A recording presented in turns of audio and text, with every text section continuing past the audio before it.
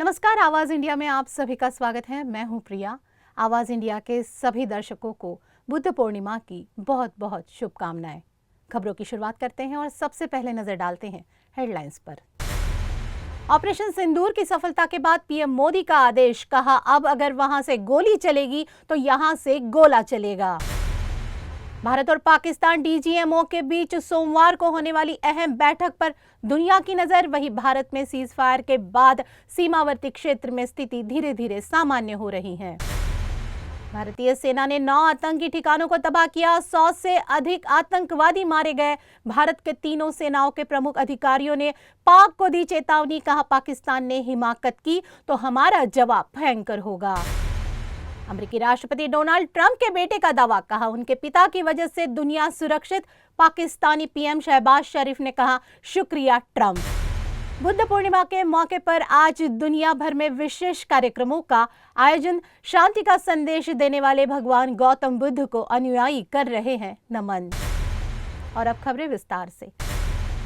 विश्व को शांति का संदेश देने वाले तथागत गौतम बुद्ध को आज पूरी दुनिया नमन कर रही है।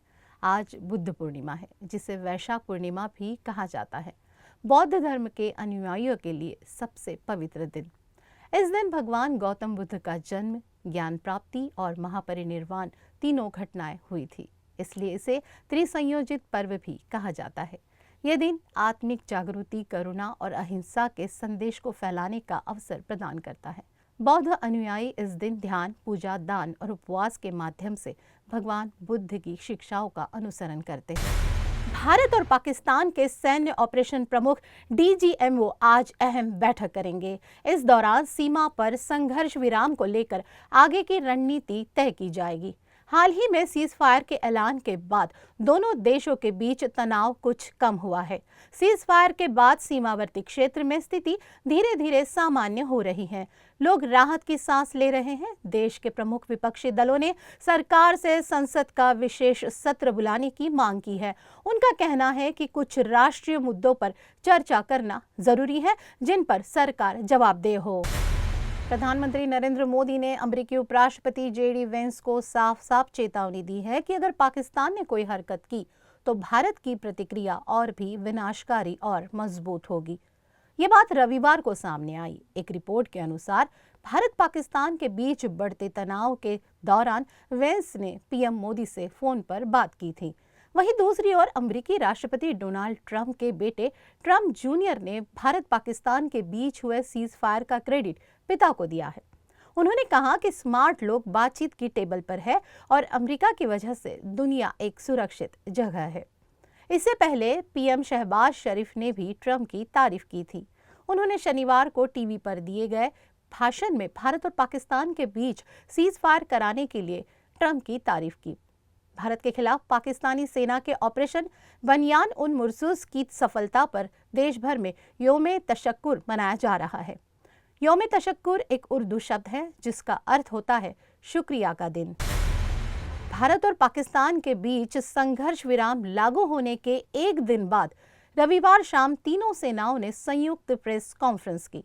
इस दौरान थल सेना के director general of military operation lieutenant general Rajiv Ghai, नौसेना के वाइस एडमिरल एएन प्रमोद और वायुसेना के एयर मार्शल अवधेश कुमार भारती ने ऑपरेशन सिंदूर से जुड़ी अहम जानकारियां साझा की। DGMO lieutenant general Rajiv Ghai ने बताया कि पाकिस्तान ने भारत से संघर्ष विराम की गुजारिश की थी, जिसके बाद 10 मई की शाम संघर्ष विराम पर सहमति बनी थी। लेकिन कुछ ही घंटों बाद पाकिस्तान ने संघर्ष विराम का उल्लंघन कर दिया। उन्होंने आगे कहा कि हमने पाकिस्तान के डीजीएमओ को फिर से हॉटलाइन पर संदेश भेजा और उन्हें इन उल्लंघनों की जानकारी दी। साथ ही ये साफ कहा कि अगर आगे फिर से ऐसा हुआ तो हम और भी जोरदार तरीके से जवाब देंगे। लेफ्टिनेंट जनरल घई ने कहा कि हमने 3 आतंकी ठिकानों को टारगेट किया है। इसमें 100 से अधिक आतंकवादी मारे गए, जिनमें यूसुफ अजहर, अब्दुल मलिक रऊफ और मुदासिर अहमद जैसे लक्ष्य शामिल थे। उन्होंने कहा कि मैं अपने 5 शहीद साथियों और सशस्त्र बलों के भाइयों तथा नागरिकों को अपनी श्रद्धांजलि अर्पित करता हूं, जिन्होंने ऑपरेशन सिंदूर में दुखद रूप से अपनी जान गंवा दी। हमारी संवेदनाएं शोक संतप्त परिवारों के साथ हैं। उनके बलिदान को हमेशा याद रखा जाएगा। जम्मू कश्मीर पुलिस की टेस्ट इन्वेस्टिगेशन एजेंसी यानी SIA ने रविवार को दक्षिणी कश्मीर में 20 जगहों पर छापे मारे। यह कार्रवाई सुरक्षा बलों और महत्वपूर्ण प्रतिष्ठानों के बारे में संवेदनशील जानकारी साझा करने के एक मामले से जुड़ी है। SIA ने कई लोगों को हिरासत में लिया है और कुछ सामग्री जब्त की है। SIA ने एक आधिकारिक रिलीज में कहा है कि प्रारंभिक जांच में ये स्पष्ट रूप से सामने आया है कि ये लोग आतंकवादी साजिश में सक्रिय रूप से शामिल हैं, भारत विरोधी बयानों को प्रचारित और आगे बढ़ा रहे हैं और इनका मकसद न केवल भारत की संप्रभुता और क्षेत्रीय अखंडता को चुनौती देना है, बल्कि असंतोष, सार्वजनिक अव्यवस्था और सांप्रदायिक घृणा को भड़काना भी है। सिविल मिलिट्री कोऑर्डिनेशन इस विषय पर आज महाराष्ट्र के मुख्यमंत्री देवेंद्र फडणवीस अपने सरकारी निवास वर्षा बंगले पर अहम बैठक करने जा रहे हैं।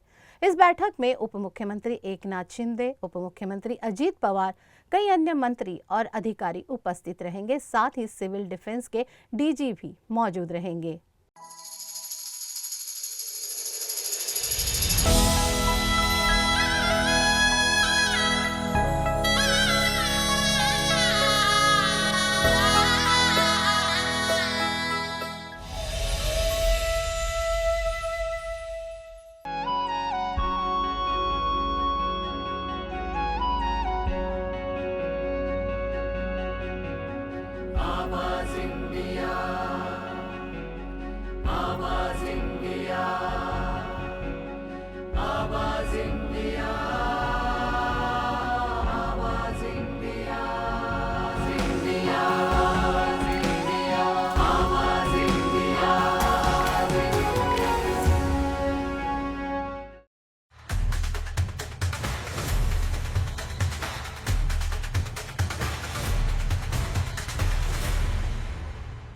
छत्तीसगढ़ में रायपुर बलौदा बाजार रोड पर सारागांव के पास लोगों से भरे ट्रक और ट्रेलर की टक्कर में कम से कम 13 लोगों के मारे जाने की खबर है।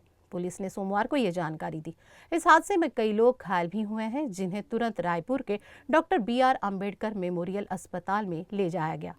वहीं श्रीलंका के प्रांत सेंट्रल प्रेविक्स स्थित कोटमाले क्षेत्र में रविवार को एक बस के खाई में गिर जाने से कम 21 लोगों की मौत हो गई है और 30 से ज्यादा लोग घायल हो गए हैं। इस बस में 75 यात्री सवार थे।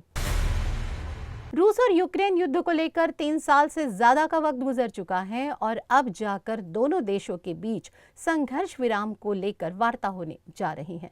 इस वार्ता पर दुनिया की नजर है। वहीं अब यूक्रेन के राष्ट्रपति वोलोदिमीर जेलेंस्की ने कहा कि वो गुरुवार को इस्तांबुल में व्लादिमीर पुतिन से वार्ता के लिए तैयार है। अमेरिकी राष्ट्रपति डोनाल्ड ट्रंप ने उन्हें तुरंत रूस के साथ वार्ता के प्रस्ताव पर सहमत होने के लिए कहा था। जेलेंस्की ने एक्स पर एक पोस्ट में उम्मीद जताई है कि सोमवार को पूर्ण युद्ध विराम शुरू हो जाएगा, जिससे युद्ध को खत्म करने और कूटनीति के लिए जरूरी आधार प्रदान किए जा सकते हैं। साथ ही जेलेंस्की ने कहा कि हत्याओं को लंबा खींचने का कोई मतलब नहीं है और मैं गुरुवार को तुर्की में पुतिन का व्यक्तिगत रूप से इंतजार करूंगा। मुझे उम्मीद है कि इस बार रूसी बहाने नहीं तलाशेंगे। भारत पाकिस्तान के तनाव के बीच बिहार के मोतिहारी जिले से रविवार देर शाम को मोतिहारी पुलिस और NIA की टीम को बड़ी कामयाबी मिली है। दोनों टीमों ने संयुक्त कार्रवाई करते हुए 10 लाख के इनामी खालिस्तानी आतंकवादी कश्मीर सिंह ग्लावड्डी उर्फ बलवीर सिंह को गिरफ्तार किया है। कश्मीर सिंह ग्लावड्डी उर्फ बलवीर सिंह लुधियाना का मूल निवासी है। उस पर Khalistan liberation front, Babbar Khalsa international और the international Sikh youth federation द्वारा देश के खिलाफ युद्ध छेड़ने के लिए रची गई साजिश से संबंधित मामला दर्ज है। तिब्बत से एक बड़ी खबर सामने आ रही है, जहां रविवार आधी रात के बाद भारतीय समय अनुसार 2:41 पर भूकंप के तेज झटके महसूस किए गए। नेशनल सेंटर फॉर सिस्मोलॉजी के अनुसार भूकंप की तीव्रता रिक्टर स्केल पर 5.7 मापी गई। वहीं भूकंप का केंद्र तिब्बत क्षेत्र में स्थित था। हालांकि अभी तक किसी भी प्रकार के जान माल के नुकसान की कोई सूचना सामने नहीं आई है। एनसीएस ने जानकारी देते हुए बताया कि वे लगातार इलाके की भूगर्भीय हलचलों पर नजर बनाए हुए हैं। वहीं प्रशासन और आपदा प्रबंधन टीमें सतर्क हैं और स्थिति पर नजर रखी जा रही है। आवाज समाचार में फिलहाल के लिए इतना ही। आप देखते रहिए आवाज इंडिया।